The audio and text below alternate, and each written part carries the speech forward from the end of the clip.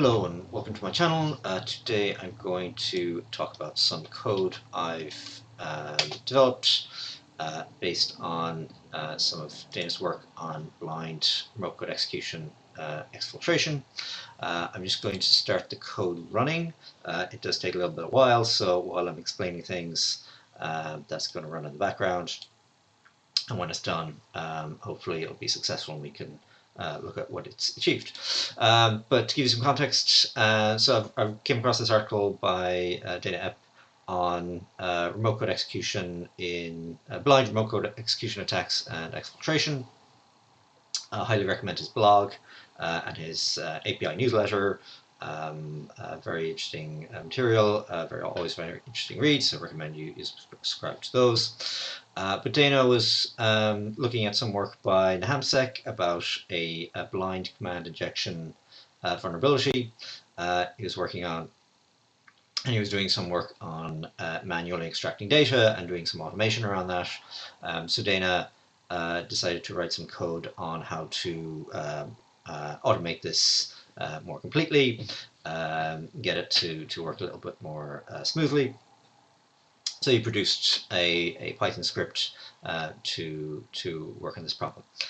He wrote a script for a specific Web Security Academy challenge by Portscooter. If you do not want to have any spoilers for this challenge, please stop the video now. He does go through a explicit solution, and I'll be going through it in this video as well. So if you don't want to see that, if you want to try that on your own, stop the video and watch it later. So he's working on this blind OS command injection with time delays challenge. You've got a feedback form.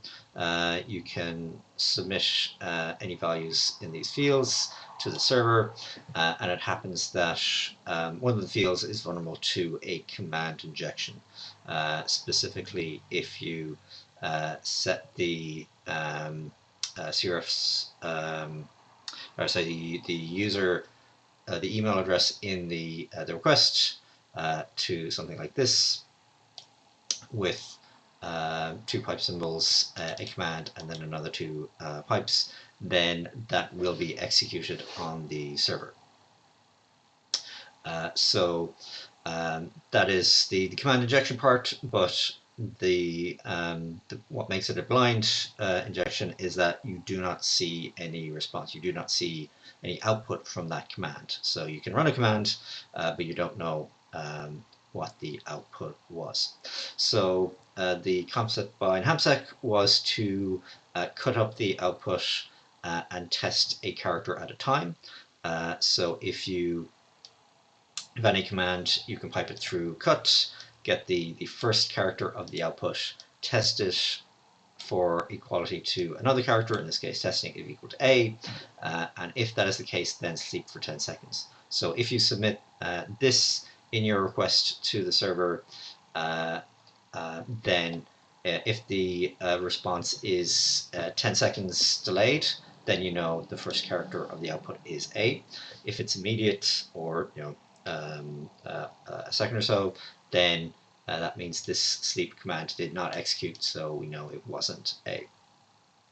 So obviously doing this manually for every possible letter, for every character in your command output, that would be extremely tedious if you're after doing it manually.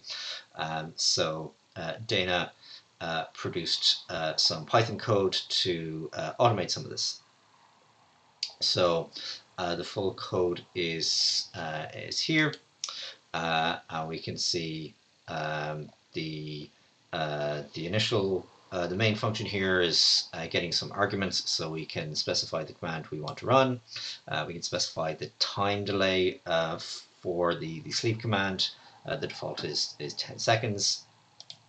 There's some extra code here to time how long this is running in total. And then the main body is running the run cmd command. And so in here we've got some code to set up the connections.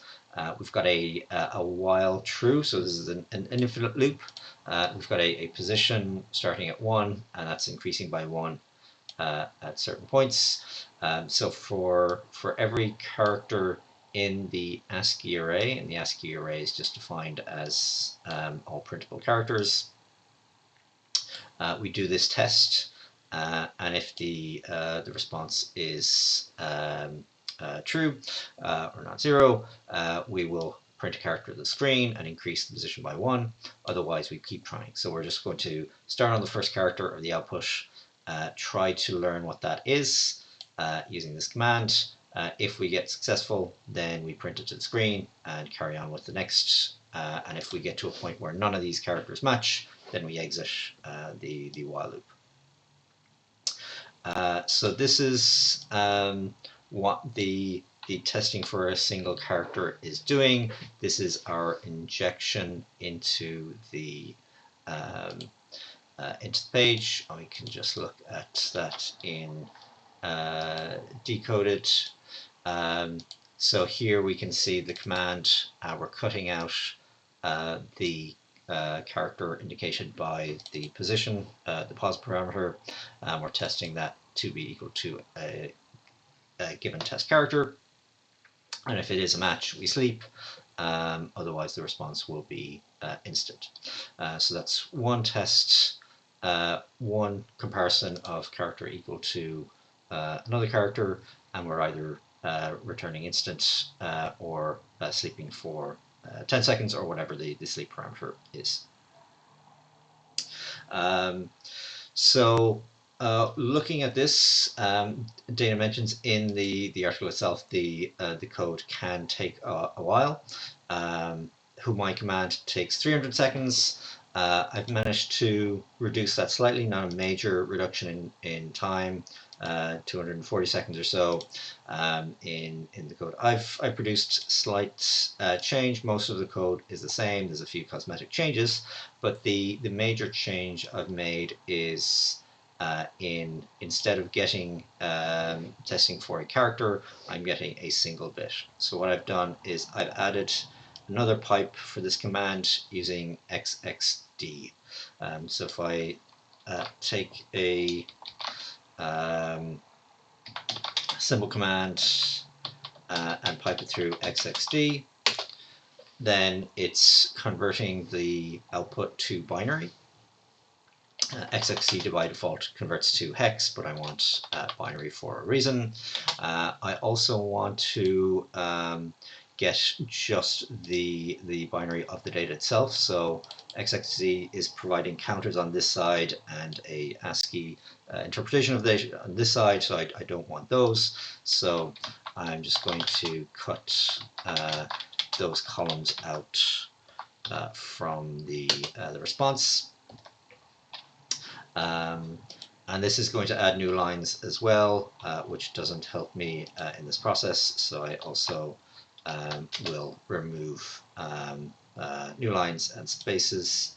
So now we just get the binary data from the response.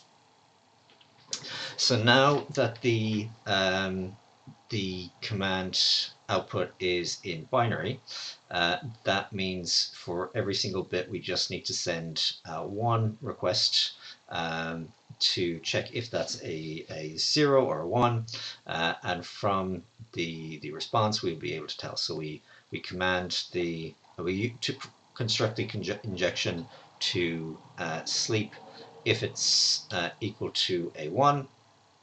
Otherwise, if it's a 0, the response will be instant, and we are doing a similar check on the response time. If the response time is greater than 10 seconds or whatever the sleep time is set to, we know it was a 1, otherwise it's a 0. Now, in Dana's code, there are many possible characters in this ASCII array. You've got all uppercase, lowercase numbers, printable symbols, so we're looking at dozens of characters. The code may have to check all of those, most of those, before it gets to the right one. So that is a lot of requests.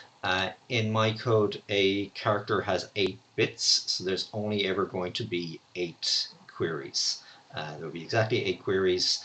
Some of them will be instant, they'll be zeros, some of them will be ones, so they'll take 10 seconds.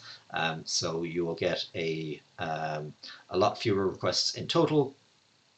but some of them will be slower. With Dana's code, the majority of these requests are going to be fast. They're going to be not commands that require a no sleep command. So you do get a lot of fast requests, but you do get a lot more of them.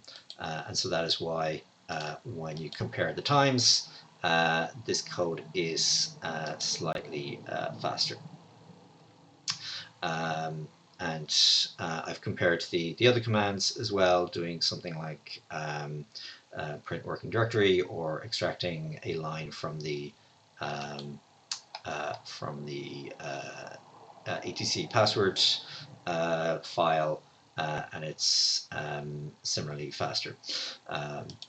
But if speed is very important, again, this is a minor difference in the speed is an improvement. You do get a fast response, which is good, less time to get the data out.